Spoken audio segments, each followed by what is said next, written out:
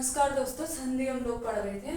तो संधि में स्वर संधि और व्यंजन संधि हम समाप्त कर चुके हैं। अब बची है विसर्ग संधि। ठीक है, तो विसर्जनीयस्य सह, पहला सूत्र क्या है? विसर्जनीयस्य सह।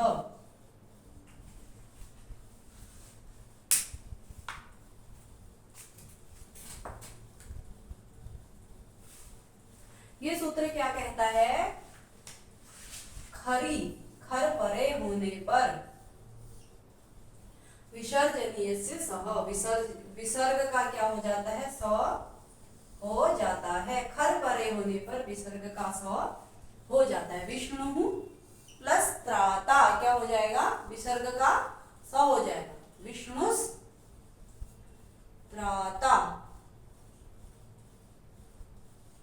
विष्णुस विसर्ग को क्या हो गया? स हो गया, त्राता। ठीक है, यहाँ पर आगे कोई ऐसा व्यंजन नहीं है जिससे कोई अन्य संधि हो पाए, जैसे स्तोष्टुनाष्टु होता है, स्टुनाष्टु होता है।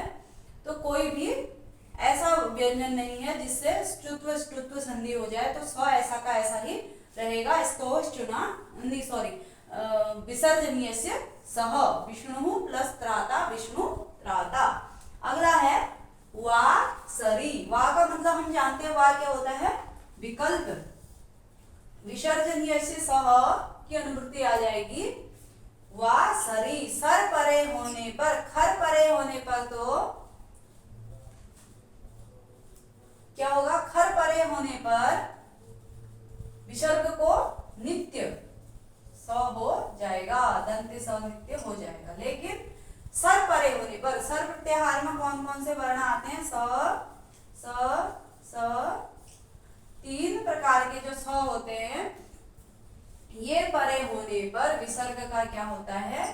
विकल्प से विसर्ग को स होता है। जैसे हरि प्लस सेते, तो क्या हो जाएगा? विकल्प से यदि होगा तो हरि स सेते। ठीक है, अगला हमारा स्तोष्टुनाष्टु सूत्र लग जाएगा। तो इस सकार और तवर्ग के बाद सकार और चवर्ग होने पर क्या हो जाता है? चुत्व हो जाता है, सकार और चवर्ग हो जाता है। तो इस सकार को क्या हो जाएगा? तालव्य सकार हो जाएगा। हरिस सेते, इस प्रकार से रूप सिद्ध हो जाएगा। ठीक है, हरिस सेते। और यदि विसर्ग को स नहीं होगा तो हरि ही सेते ऐसा भी रह जाएगा सर परे होने पर। अगला है स सजुसो रुह। स सजुसो रुह। स और सजुस के स को, पदांत स, पदस्य का अधिकार चल रहा है यहाँ पर। स पदांत स और सजुस शब्द के मूर्धन्य सकार को क्या होता है? रू हो जाता है। ठीक है, पदांत स और सजुस शब्द के मूर्धन्य स को क्या हो जाता है? रू हो जाता है। ठीक, तो यहाँ पर क्या था? शिव शब्द में सुप विभक्ति लगी, सुप का स बचा, तो क्या हो गया? शिवस। ठीक है, फिर आगे अर्च्य है तो पदांत स हो गया। ये पद है ना, क्योंकि विभक्ति लग गई तो पद बन जाता है। तो क्या हो गया? ये स, शिवस। तो ये पदांत स है, तो इसको क्या हो जाएगा? रू हो जाएगा। शिव रू। ठीक है, उसके बाद हम जानते हैं उपदेश है अजनुनासिक इत। तो यहाँ पर क्या हो जाएगी? ऊ की इत संज्ञा हो जाएगी, बचेगा र। ठीक है, तो क्या बचेगा? र। लेकिन है क्या? ये रू है, क्योंकि केवल संज्ञा होकर के लोप हुआ है। लोप का मतलब होता है अदर्शन, वह वहां पर विद्यमान रहता है, तो अदर्शन हो जाता है। शिव रू अर्च, इस प्रकार से हो जाएगा। सजुसो रू क्या करता है? पदांत स और सजुष शब्द के मूर्धन्य स को क्या कर देता है, रुत्व कर देता है। ठीक है, अगला सूत्र आएगा अतो रो रप्लुताद अप्लुते। क्या कहता है, अतो रो रप्लुताद अप्लुते, अप्लुताद अप्लुताद अतः, अप्लुते अति, एंग पदांताद अति से अति की अनुवृत्ति आ जाएगी, अप्लुते अति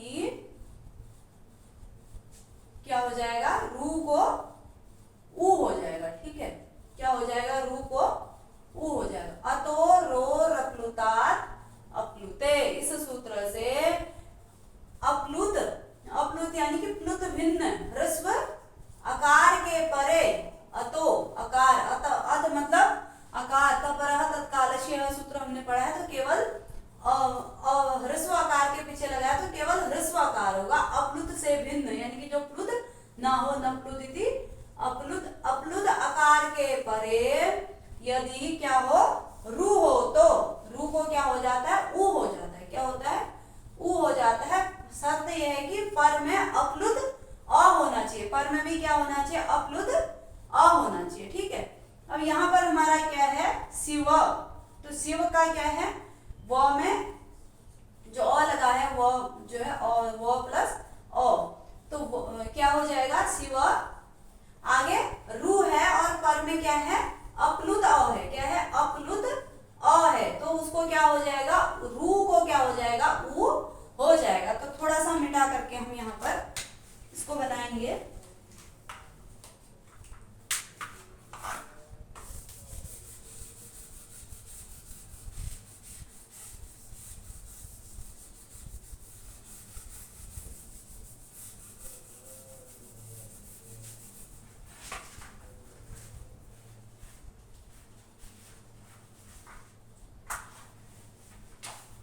क्या है,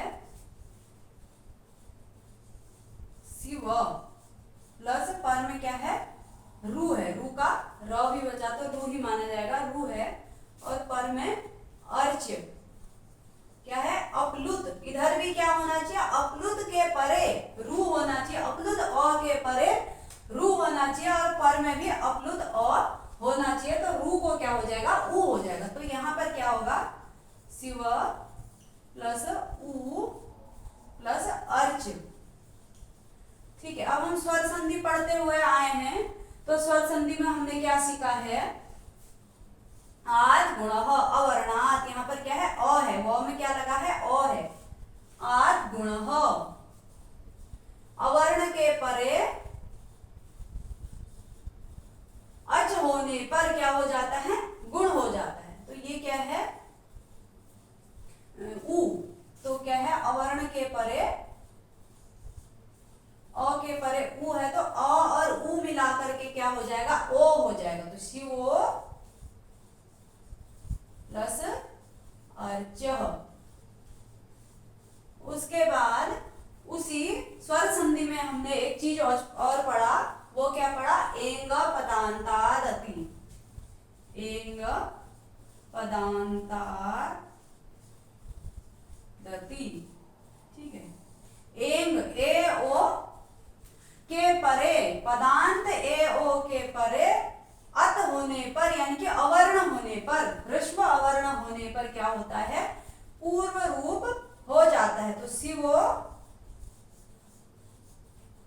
अ और ओ मिला करके क्या हो जाएगा, पूर्व रूप हो जाएगा, शिवोर जह, यानी कि जो अ है और ओ है उन दोनों के स्थान पर पूर्व रूप यानी कि वो ओ ही बचेगा। और पहचान के लिए यहाँ पर हम अवग्रह लगा देंगे। ठीक है, शिवोर चह इस प्रकार से बन जाएगा, शिवोर चह।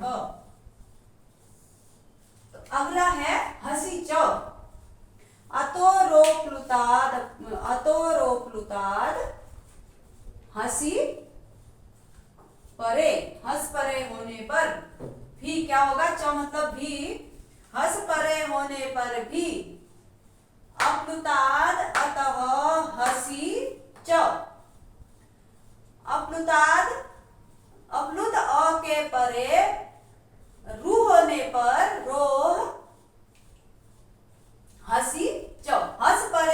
पर भी, यानी कि यहाँ पर शर्त क्या थी, अप्लुत अ होना चाहिए, प्लुत से भिन्न ह्रस्व आकार होना चाहिए, उसके परे रू का क्या होना चाहिए, रू होना चाहिए। ठीक है, रू के परे फिर ह्रस्व अ होना चाहिए, तो रू को क्या हो जाता है, ऊ हो जाता है। तो यहाँ पर हस परे होने पर भी, हस प्रत्याहार में हय वर्ण से लेकर के जबगढ़ के स तक आएंगे। ठीक है, तो ये हस प्रत्याहार हो जाएगा। तो हस प्रत्याहार का कोई वर्ण भी परे होने पर क्या हो जाता है, ऊ, तो क्या हो जाता है, रू को ऊ हो जाता है। तो इसको भी हम यहाँ पर देखेंगे।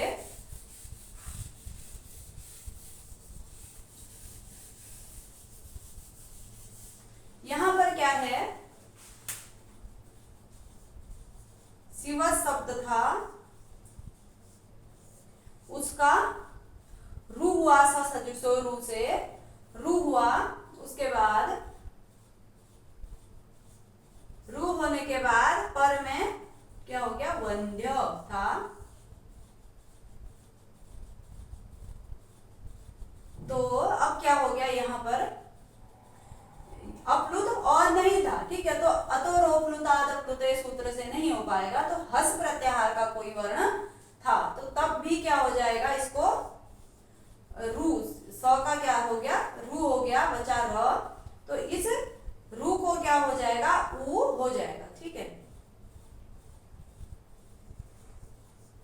शिव ऊ वंद्य। अब पर में क्या है, हस प्रत्याहार का वर्ण है, यानी कि वह जो है हस प्रत्याहार में आता है, हय वर्ण, तो ये वह जो है किस में आता है, हस प्रत्याहार में आता है। तो हस प्रत्याहार का वर्ण होने के कारण इसको क्या हो जाएगा, ऊ हो जाएगा, रू को क्या हो जाएगा, ऊ हो जाएगा। तो व अ और ऊ मिला करके क्या होता है, हमें पता है, व में क्या है, अ है, अ के परे ऊ है, तो क्या हो जाएगा, अ और ऊ मिला करके ओ हो जाएगा। तो शिवो वंद्य, आगे अ नहीं है इसलिए शिवो वंद्य इसी प्रकार से रह जाएगा। यदि अ होता तो फिर पूर्व रूप वाला शिवोर चह की तरह हो जाता, लेकिन यहाँ पर क्या है, वंद्य, तो शिवो वंद्य इस प्रकार से रूप सिद्ध हो जाएगा, ऐसा बनेगा। ठीक है, तो इस प्रकार से हमने कुछ सूत्र देखे। अगली एक वीडियो में हम विसर्ग संधि को समाप्त कर लेंगे, उसके बाद कुछ ना कुछ प्रतिदिन पढ़ेंगे।